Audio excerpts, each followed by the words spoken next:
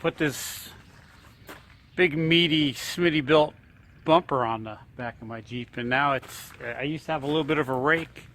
Now it's got a tiny bit of a sag. These bad boys are going to fix it. They're going to sit in this leaf spring perch or bucket, and they'll just give me about an inch of lift, and then I can adjust my spring rate. The second issue I have is my shackle is like straight up and down. It should be at a 45-degree angle, so I can hopefully put it and move it back and forth in the holes to get what I need.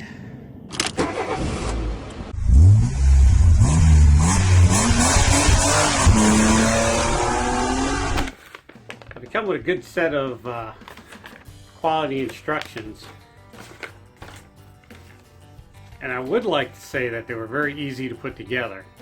I would like to say that. Truth is, I have no idea. I didn't put them together.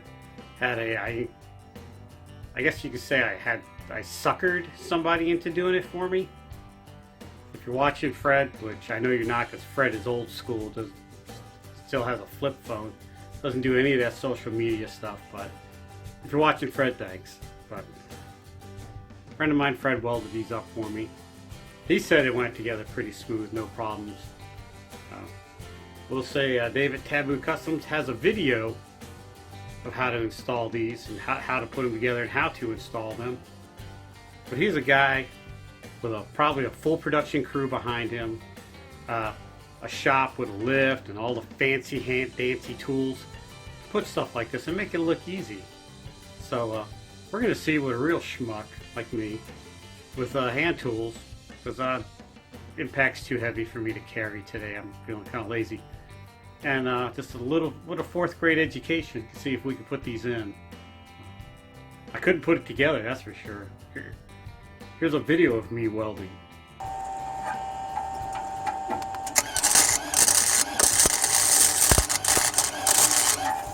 I read at a 3rd grade level, but I weld at a 4th grade level.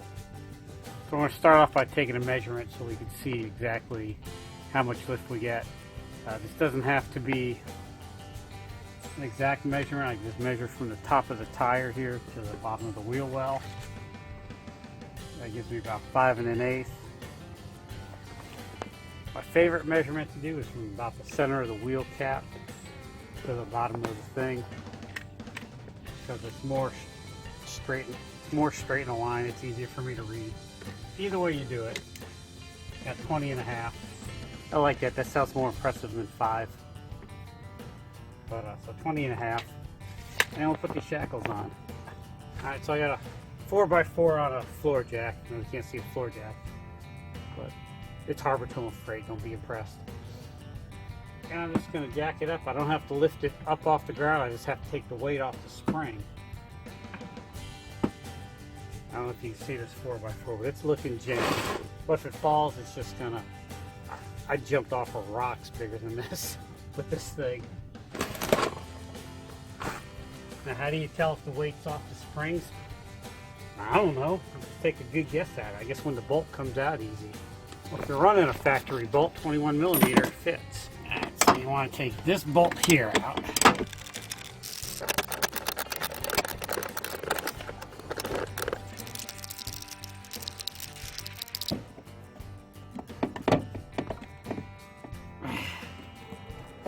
Why would it come out?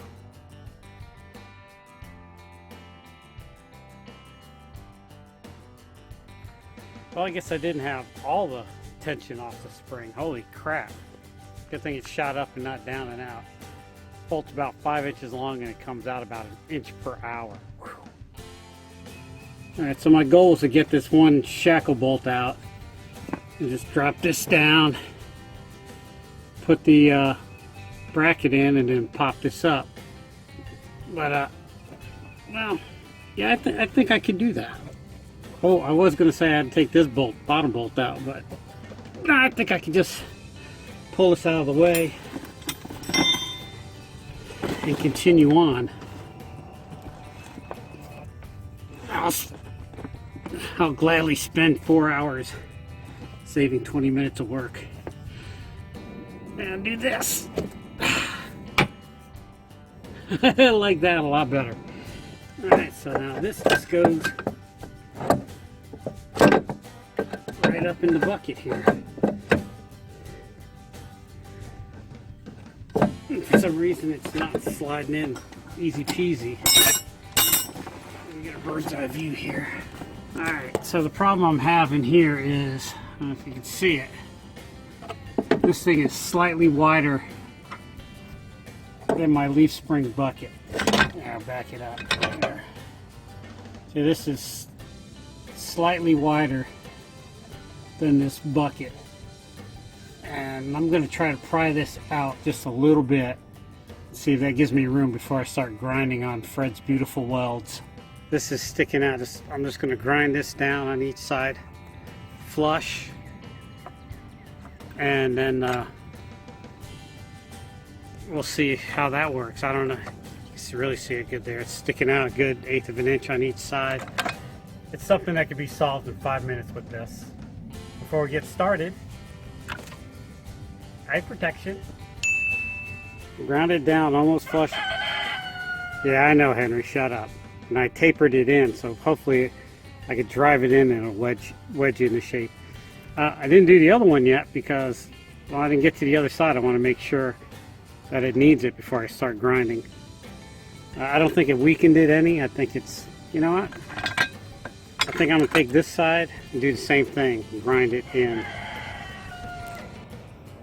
Almost get it in place. I think the problem now is this shot. Animals always want to cry whenever I'm doing something. This big beautiful weld right here. I'm going to try grinding it off. I'm grinding it down on that side.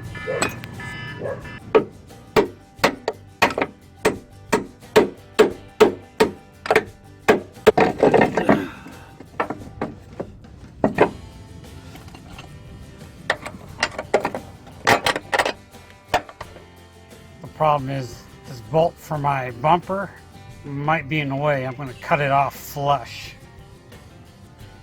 Hachi machi. Man, that was a mofo to put on. No fault of Taboo Customs. Nothing straight and nice on my Jeep, so it was a work to get in there, but it got in. It's resting on its own weight. Let's see what I got. Yeah, 21 and about an 8, so we'll say 21. I got an inch of lift out of it. Don't mind all the tools laying around, but it's got its rake back. I like it. My shackle angle's at a nice 45 now instead of straight up and down, so it should have a smoother ride. Alright, so I will say I had a hard time getting this bracket in. No fault of Taboo Customs or Fred the Welder. Just my Jeep has been in a few accidents before, so it's nothing on it straight and square. And so I had to manhandle this thing and really pound the snot out of it. I will say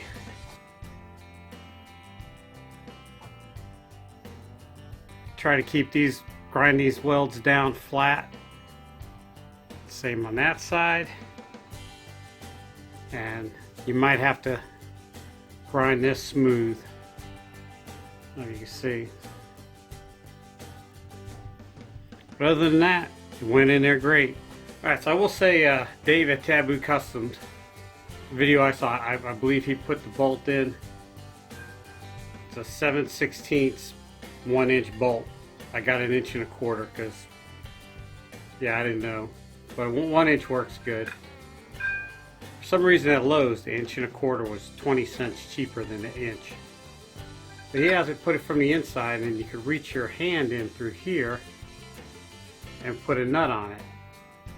Yeah, my big meaty man chops didn't do it. So I took the bolt and put a magnet on it like that. And I just fished it up through the hole. Stuck it in there like that. Now it's on the outside where you have all this room, and I just put my washer and my nut on it. Yeah, that happened quite a few times too. It was easier to stick a wrench through this hole to grab that than it was for me to get my big meaty man hooks in there to dog it down. Now, on the driver's side, the filler tube is right here, but you can kind of squeeze your hand in through there. And then I got a socket with an extension and kind of manipulated the hose out of the way to get it on there. But it can be done. So other than that, they went in pretty smooth. This is an extra set I got because Wendy's got a Jeep and I need to do leaf spring bushings on it. Well, I'll have the leaf spring out. I think I'm going to sneak a set of these on there. She doesn't want to lift on it, but I don't think she's going to notice an inch. All right, this helped you out. Give us a thumbs up. If you didn't like it, give a thumbs down, but you're not going to do that. This video was very helpful. Want to be really entertained? Check out my podcast, the 10-Minute Off-Road Podcast. This is a podcast for the off-roader with the short attention span. And if that didn't kill you, you got some time to kill, check out this video. And then if that didn't do it to you, check out that video. That'll put you to sleep. Don't forget to subscribe, and thanks for watching.